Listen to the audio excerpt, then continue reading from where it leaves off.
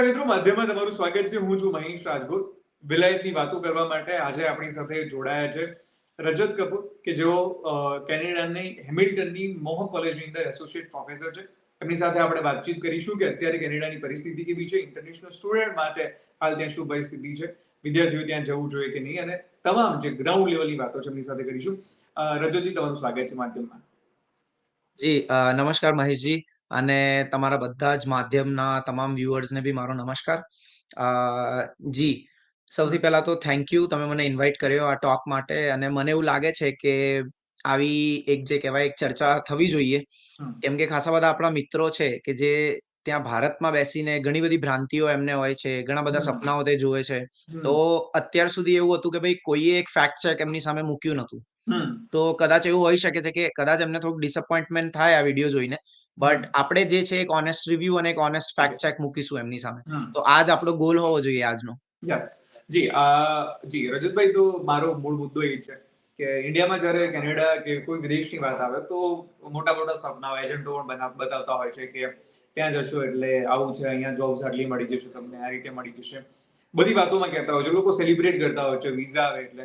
But પહેલો પ્રશ્ન મારો એ છે કે હાલની પરિસ્થિતિમાં ઇન્ટરનેશનલ સ્ટુડન્ટ માટે કેનેડાની અંદર શું સિચ્યુએશન છે? સૌથી પહેલા તો એજ્યુકેશનની અંદર અને જોબ્સની અંદર, બંનેની અંદર વાત કરું, કેવી પરિસ્થિતિ છે હાલ ત્યાં આગળ? સો ફર્સ્ટ ઓફ ઓલ આપણને એક બહુ જે કહેવાય ને કે એક અગત્યની વાત સમજવી જરૂરી છે કે એક હોવું એમ્પ્લોયમેન્ટ હોવું આપણા જોડે, અને એક હોવું એમ્પ્લોયેબલ હોવું. તો સૌથી પહેલા ક્વેશ્ચન આપણને એ પૂછવું જોઈએ કે એમ આઈ એમ્પ્લોયેબલ? શું મારામાં એ સ્કિલ્સ છે કે મને એમ્પ્લોયમેન્ટ મળી જશે?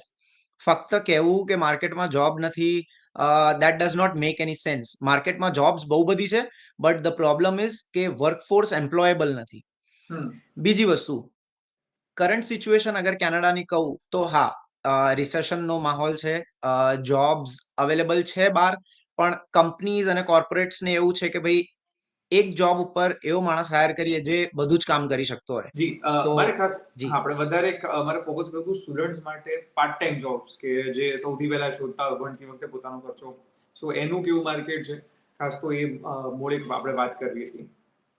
જી હા, તો જે ઇન્ફ્લક્સ થયો અત્યારે સ્ટુડન્ટ્સનો, આપણને ખબર છે કે ભાઈ ખાસા બધા સ્ટુડન્ટ્સને ઇન્ફ્લક્સ કરી દીધું ને હવે ઇમિગ્રેશન પોલિસીઝમાં ચેન્જીસ લાયા છે. તો જી હા, કેનેડામાં એટલી બધી જોબ્સ અત્યાર સુધી પ્રોડ્યુસ થઈ નથી કે એ સ્ટુડન્ટને જે બિગનિંગ લેવલ ઉપર તમને જે એક ફાઉન્ડેશન જોઈએ કે ભાઈ સર્વાઈવલ ફાઉન્ડેશન જે જોઈએ, તો જી હા, એ ક્યાંક ને ક્યાંક જોવા મળી રહ્યું છે કે ભાઈ એમની જોડે જોબ્સ પ્રોડક્શન નથી આટલું બધું. જેમ કે અગર એક તમને ઉદાહરણ આપું તો રિસેન્ટલી એક જોબ ફેરની અંદર સિક્યોરિટી પોઝિશન્સ માટે, સિક્યોરિટી ગાર્ડની પોઝિશન્સ માટે, વોલમાર્ટની નોર્મલ કેશિયર પોઝિશન્સ માટે there were like 2 kilometers or maybe 1.5 kilometers of queue, people waiting outside to just get that one job.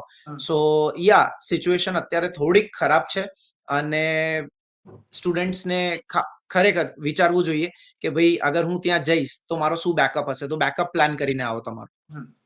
જે વિડીયોઝની વાત કરી, ઘણા વિડીયોઝ વાયરલ થતા હોય છે. એક વિડીયો મેં હમણાં તાજેતરમાં જોયો હતો, ટીમ હોર્ટન્સની બહાર કોઈ જોબ ફેર હતો અને બહુ લાંબી લાંબી લાઈનો હતી.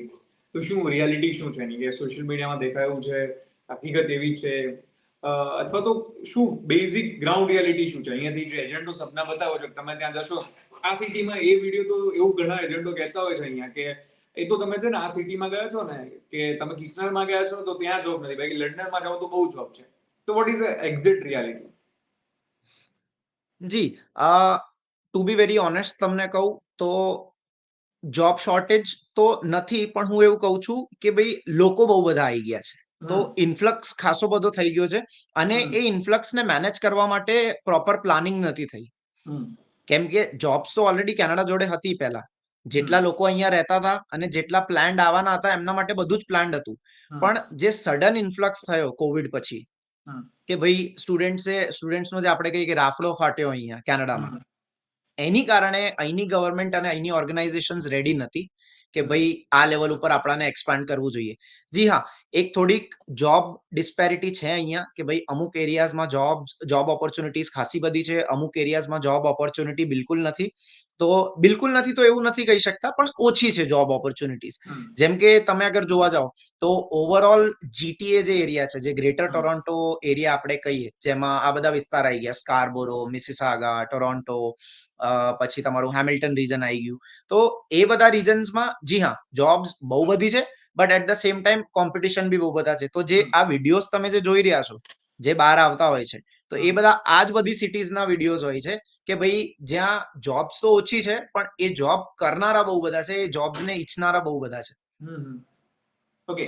સો જીટીએ વિસ્તારની આપણે વાત કરી કે ત્યાં અત્યારે જોબ્સ માટે ઇશ્યુ છે. સો અગર કોઈ સ્ટુડન્ટ આવે છે તો એને કેટલું પ્રિપેર થઈને આવવું જોઈએ કે ભાઈ મને આટલા ટાઈમમાં જોબ મળી શકે છે? સમટાઈમ મેં પોતે એવા ઘણા કિસ્સાઓ સાંભળ્યા છે કે લોકો એક વર્ષથી જોબ વગર બેઠા છે, જેમની જોડે પાર્ટ ટાઈમ જોબ્સ નથી. તો કઈ પ્રિપેરેશન સાથે આવવું જોઈએ કે આ કેટલી સિચ્યુએશન માટે એમને તૈયાર રહેવું જોઈએ, કેટલી વર્સ્ટ સિચ્યુએશન સુધી આવી શકે છે મામલો, કેટલી તૈયારી રાખવી જોઈએ? જી, ફર્સ્ટ ઓફ ઓલ સૌથી ઇમ્પોર્ટન્ટ જે સ્કિલ હું આજના વિદ્યાર્થીઓને કે જે આવી રહ્યા છે એમને કહીશ કે ભાઈ તમારો રેઝ્યુમે બિલ્ડિંગ સ્કિલ્સ બહુ સારો કરીને આવો. આજે માર્કેટમાં અને આજે ઓનલાઈન ખાસા બધા એવા ટૂલ્સ છે, જેમ કે હમ આર્ટિફિશિયલ ઇન્ટેલિજન્સ પાવર ટૂલ્સ છે કે જે હમ તમને હેલ્પ કરી શકે છે રેઝ્યુમે બનાવવામાં. તો હમ પહેલી વસ્તુ એ છે કે રેઝ્યુમે બિલ્ડઅપ કરવાનું બહુ સારી રીતે શીખીને આવો, કેમ હમ કે that is the primary stage. Second thing is કે you should work on your communication skills. Hmm ઇન્ડિયાથી તમે બહાર આવી રહ્યા છો, સો યુ કેનોટ એક્સપેક્ટ કે ભાઈ હું ગુજરાતીમાં વાત કરીશ, હું હિન્દીમાં વાત કરીશ, એ તમારી માતૃભાષા છે, એ તમારો કલ્ચર છે 100%, and you should be sticking to that. But at the same time તમને એ વસ્તુ સમજવી છે કે તમે એક એવા દેશમાં જઈ રહ્યા છો કે જ્યાંની આ લેંગ્વેજીસ ઓફિશિયલ નથી. Yes. So English and French are the official languages. તો આ બે લેંગ્વેજીસ અગર તમને આવડતી હોય, હું આગળ જઈને ફ્રેન્ચની વાત કરીશ, પણ ઇંગ્લિશ તો મેન્ડેટરીલી તમને કમ્યુનિકેશન, વર્બલ કમ્યુનિકેશન અને return communication, it has to be on spot. That is the reason કે આઈએલ્સ એક્ઝામ તમારાથી આ લોકો રિક્વેસ્ટ કરે છે કે અહીંયા આવતા પહેલા તમારે આઈએલ્સ આપવી પડશે, અને એના કંઈક સર્ટન ક્રાઇટેરિયા છે, એ તમે પાસ કરો તો જ વિઝા તમને મળે છે. ઓકે. રજતભાઈ, બે પ્રશ્નો છે મારા તમારી માટે. પહેલો પ્રશ્ન એવો છે, વિદ્યાર્થીએ કેટલી અપેક્ષા રાખવી જોઈએ કે જો કેનેડા શિફ્ટ થશે, જીટીએમાં જાય છે કોઈ પણ વિસ્તારમાં, કેટલો ટાઈમ લાગી શકે? 4 મહિના, 6 મહિના, 1 મહિનો, 2 મહિના? એને પાર્ટ ટાઈમ જોબ મળતા જ્યારે ભણતો હોય છે ત્યારે વર્ક પરમિટની આપણે ફરી પાછી ક્યારેક વાત કરીશું. વિદ્યાર્થીઓના જો પર્સપેક્ટિવથી વાત કરી, કેટલો સમય લાગી શકે છે? બહુ જ ઇમ્પોર્ટન્ટ ક્વેશ્ચન છે આ, અને આનો ડેફિનેટલી કહું તો કોઈ રાઈટ આન્સર છે જ નહીં. I have literally scene people કે જેમના જોડે તમે જેમ કે કીધું કે ભાઈ એક વર્ષ થઈ ગયા છે એમની જોડે જોબ નથી, અને I have also scene people કે ભાઈ આજે લેન્ડ થયા છે ને કાલે તો એમની જોડે જોબ છે અહીંયા. હમ તો બેસિકલી હું તમને એવું સમજાવવા માંગુ છું, અને તમારા વ્યુઅર્સને બી એવું સમજાવવા માંગુ છું કે તમારી નેટવર્કિંગ, તમારા કોઈ ફ્રેન્ડ્સ અહીંયા રહેતા હોય, હમ તમારા કોઈ રિલેટિવ્સ અહીંયા રહેતા હોય, તો પ્લીઝ એમની સાથે કોન્ટેક્ટ કરો અને કોશિશ એવી રાખો કે તમને એક સર્વાઈવલ જોબ તમે જેમ લેન્ડ થાવ હમ ને એની વીકની અંદર, પહેલા જ અઠવાડિયાની અંદર તમને મળી જાય. Hmm because I don't want your viewers or I don't want anyone to start spending his or her GIC. કેમ હમ કે જીઆઈસી નો જે અમાઉન્ટ છે એ ખાસો ઇમ્પોર્ટન્ટ અમાઉન્ટ છે, રાઈટ? જી. મેજોરિટી ઓફ ધ પીપલ જે અહીંયા આવે છે એ લોકો લોન લઈને આવે છે, રાઈટ? હમ તો ખાસા બધા તો એવું પ્લાન કરે છે કે ભાઈ મારો જે લોન રીપેમેન્ટ છે એમાં જીઆઈસી ના પૈસા બહુ હેલ્પ કરશે મને. હમ સો હું તમારા વ્યુઅર્સને એવું જ કહું છું કે ભાઈ અગર if you have a good network here in Canada, તો મેક શ્યોર કરો કે એક સર્વાઈવલ જોબ તમારા જોડે હોય. સપોઝ જી. તમારો ફ્રેન્ડ ઓલરેડી ટીમ હોર્ટન્સમાં કામ કરતો હોય, હમ અગર કોઈ વેકેન્સી નિયર બાય ફ્યુચરમાં આવવાની હોય તો they can always approach their manager and they can let them know that hey મારો એક ફ્રેન્ડ આવી રહ્યો છે, તો શું આ પોઝિશન એને હું રેફર કરી શકું છું, શું એ આપણા જોડે કામ કરી શકે છે, વિધિન 10 ડેઝ એ અહીંયા આવી જશે તો હી કેન જોઈન દેટ. તો એક એવી રીતે તમે પોતાની job hmm sense of security temporary phase માટે કરી શકો છો, સો દેટ તમારી જે ફાઇનાન્શિયલ બેકબોન છે એ અહીંયા આવીને તૂટે નહીં. ઓકે. બીજી એક વસ્તુ આની અંદર એડ કરવી છે. કેનેડાનું જે જોબ માર્કેટ છે કેટલું અલગ છે ઇન્ડિયા કરતા? મતલબ શું ચેન્જીસ એક્સપેક્ટ કરવા કે કલ્ચરલ શોક જે એક્સપેક્ટ કરવા નવા વિદ્યાર્થીઓ આવે છે હમણાં? ઓકે, જે પહેલો જ કલ્ચરલ શોક અહીંયા આવશે is like you need to start, જે આપણે કેનેડિયન કલ્ચર કહીએ છીએ, right? Hmm sorry, thank you, welcome. તો એનાથી તમારે ટેવાવું જ પડશે. અગર તમારી કોઈ થોડીક બી હેલ્પ કરી રહ્યો છે, નાની મોટી બી હેલ્પ છે, તો you need to learn that Canadian etiquettes કે તમે એને થેન્ક યુ કહો. અગર તમારથી ગલતીથી બી એને હાથ અડી ગયું છે તો દે don't expect a sorry, but you want to become a part of this society, એટલે તમારે એને સોરી કહેવું પડશે. તો ફર્સ્ટ ઓફ ઓલ તમે થોડુંક છે ને કેનેડિયન એટિકેટ્સ ત્યાંથી જ રિસર્ચ કરીને આવો. That will make you more employable. Second thing is again હું ફોકસ કરીશ કમ્યુનિકેશન. ઇન્ડિયામાં મને અત્યાર સુધી મેં ઇન્ડિયામાં બહુ ફોકસ નથી કર્યું જોબ ઉપર, એટલે મને ખબર નથી ઇન્ડિયાનો જોબ માર્કેટ કેવો છે. બટ કમ્યુનિકેશન કોઈ બી વર્લ્ડના કોઈ બી કોર્નરમાં જાઓ, કમ્યુનિકેશન ઇઝ ધ કી.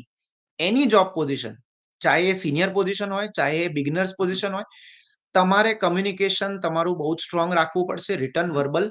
અગર એ નહીં હોય તો આઈ હાઈલી ડાઉટ કે એ પર્સન એના જીવનમાં કંઈક કરી શકશે. તો communication is the second thing. Third thing is networking. કેનેડાની અંદર નેટવર્કિંગ બહુ જ ઇમ્પોર્ટન્ટ છે. આપણે ઇન્ડિયામાં કહીએ કે ભાઈ તારા ભાઈની ઓળખાણ છે, ઓળખાણથી થઈ ગયું. તો બસ આપણે નેટવર્કિંગને ત્યાં ઇન્ફોર્મલી ઓળખાણ કહીએ અને અહીંયા આપણે નેટવર્કિંગ કહીએ. સો થોડુંક ડિફરન્ટ છે, બટ અહીંનું બહુ ફોર્મલ છે. બટ મેક શ્યોર કરવું જોઈએ તમને કે તમે કોઈ બી ફિલ્ડમાં જવું હોય એની પહેલા તમે પ્રોપર નેટવર્કિંગ કરો, તમારા પ્રોપર સોર્सेस હોય નેટવર્કના, અને પછી તમે ફિલ્ડમાં જાઓ તો કદાચ તમને એન્ટ્રી ઈઝી મળી જાય છે.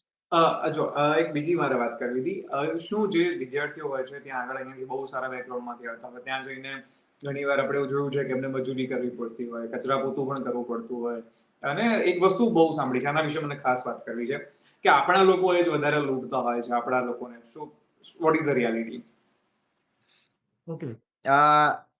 આમાં બે, સૌથી પહેલા તો એક બહુ ઇમ્પોર્ટન્ટ હું આજે વર્ડ કોઈન કરીશ, જેનું હું નામ આપું છું, જેમ પેરિસ સિન્ડ્રોમ હતો કે ભાઈ લોકો છે ને પેરિસને બહુ બધું રોમેન્ટિસાઇઝ કરી દે છે કે ભાઈ પેરિસ ऐसा होगा, પેરિસ वैसा होगा.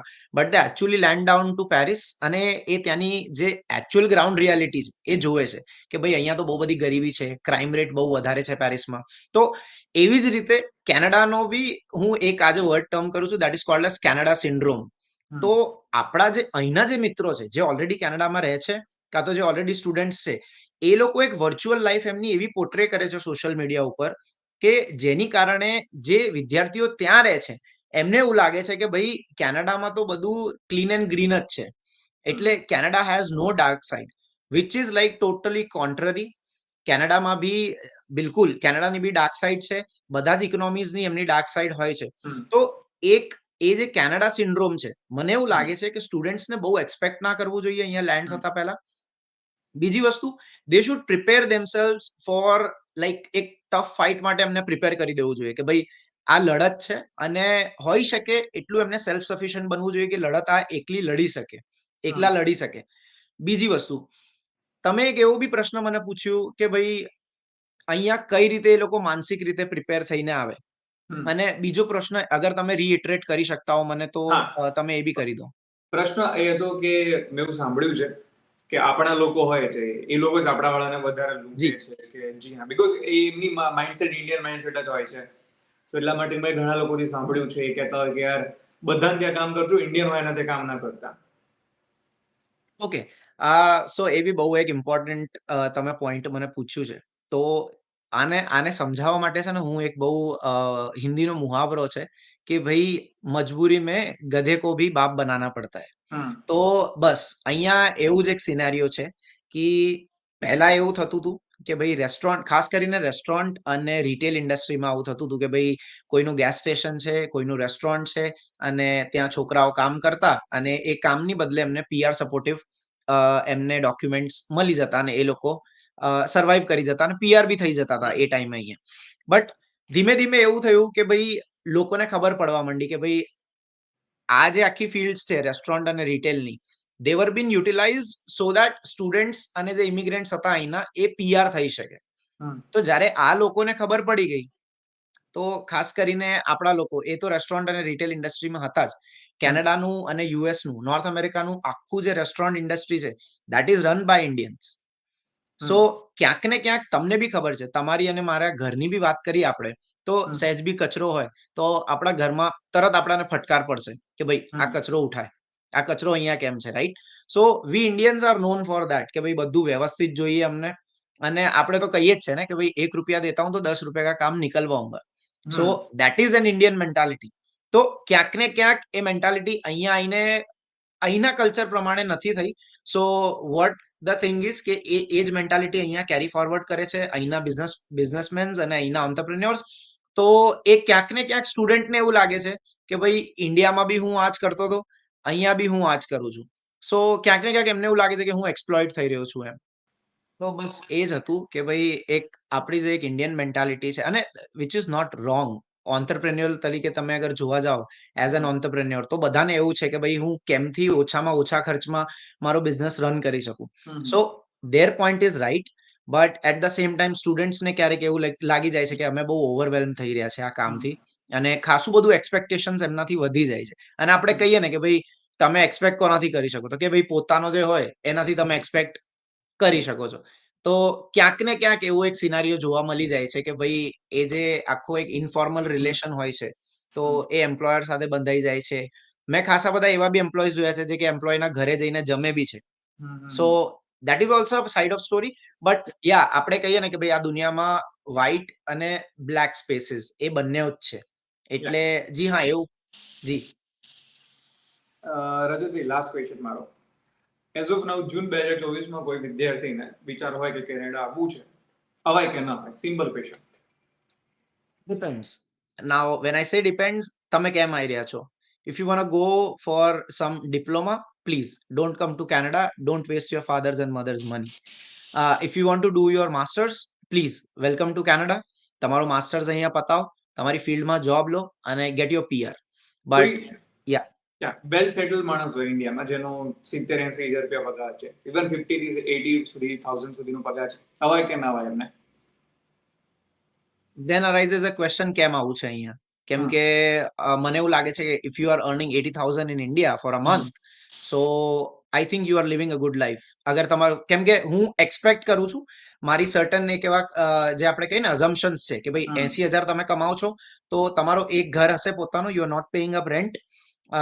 તમારા જોડે પોતાની ગાડી હશે કાં તો ટુ વ્હીલર હશે. એન્ડ ઇફ નોટ, ગાડી is not a big deal in India right now. તો you can easily afford that. પોતાનું ઘર છે, 80,000 સેલરી છે. So possibly I think if you are not so serious, if you are not so clear about your future કે ભાઈ મને ફ્યુચરમાં કરવું છે અને ખાલી મારા જોડે પૈસા છે અને મારે કેનેડા જવું છે, તો please don't come to Canada because you will be highly disappointed. જી રજતભાઈ, thank you so much for joining us. રજતભાઈની વાત કરી તો એ પોતે ઇન્ડિયાથી ગયા કેનેડા, ત્યાં જઈને એમેઝોન જેવી સારી કંપનીમાં કામ કરે છે. સાથે જ જે કોલેજમાં ભણ્યા એ જ કોલેજની અંદર મહોગની અંદર પોતે એસોસિએટ પ્રોફેસર બને. તો yes, there are some success stories. એક તો આપણી સામે છે, આપણે એમની સાથે વાત કરતા રહીશું માધ્યમ ઉપર. આવા બીજા તમારા કયા પ્રશ્નો છે જે કેનેડાને લઈ છે અથવા તો બીજા કોઈ કન્ટ્રીને લઈને છે, તો આપણે ત્યાંના લોકલ લોકો સાથે વાતચીત કરીશું, એમની પાસેથી જાણીશું એમની ગ્રાઉન્ડ રિયાલિટી કેવી રીતના કામ કરે છે બધું. આશા રાખું છું કે આપ સૌને આજનો સંવાદ ગમ્યો છે. થેન્ક યુ સો મચ રજતભાઈ. Thank you for joining Madhyam. Thank you.